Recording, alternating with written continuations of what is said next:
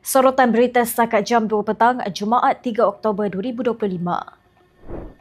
Yang di-Pertuan Agong Sultan Ibrahim bertitah misi Global Sumut Flotilla adalah contoh semangat persaudaraan tanpa batas dalam membantu mereka yang benar-benar memerlukan. Seri Paduka Baginda bertitah bahawa GSF merupakan misi kemanusiaan murni bagi membantu mereka yang kelaparan, termasuk warga emas, wanita dan kanak-kanak, sambil menzahirkan penghargaan kepada para sukarelawan, termasuk rakyat Malaysia yang sanggup menggalas risiko dan cabaran demi membawa mesej kemanusiaan ke peringkat antarabangsa. Kedutaan Besar Malaysia di Amman, Jordan telah mengadakan pertemuan dengan pasukan peguam Malaysia di Amman, Jordan bagi memastikan tahanan Malaysia yang menyertai misi Global Sumut Flotilla mendapat perlindungan undang-undang yang adil dan telus. Menerusi kenyataan di Facebook, kedutaan itu berkata ia sedang memantau rapat perkembangan pergerakan rakyat Malaysia dalam misi GSF, khususnya mereka yang telah ditahan oleh pihak berkuasa Israel.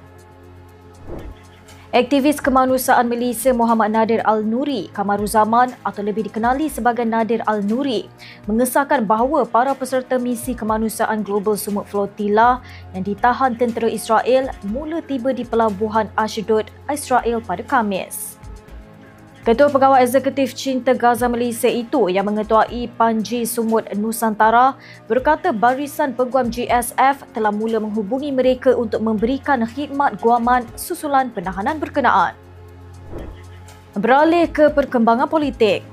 Pergolakan dalaman bersatu menyebabkan PAS perlu menonjolkan dirinya sebagai parti berwibawa menjaga pelbagai kaum melangkaui kubu kuatnya di negeri-negeri utara dan pantai timur, kata penganalisis.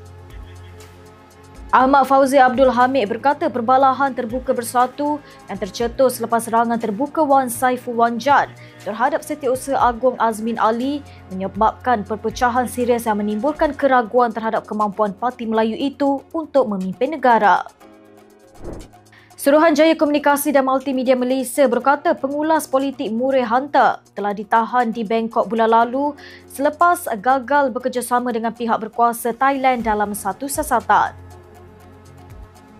SKMM memaklumkan bahawa ia telah membuat laporan polis di Malaysia dan Thailand berhubung penerbitan Hunter mengenai institusi-institusi negara termasuk SKMM pada April dan Jun tahun lalu selain turut memfailkan saman sivil di Malaysia dengan dokumen saman tersebut diserahkan kepadanya di Thailand. Demikian sorotan berita untuk petang ini. Untuk maklumat lanjut, layari FMT dan ikuti kami di sini. Jumpa lagi 8 malam nanti.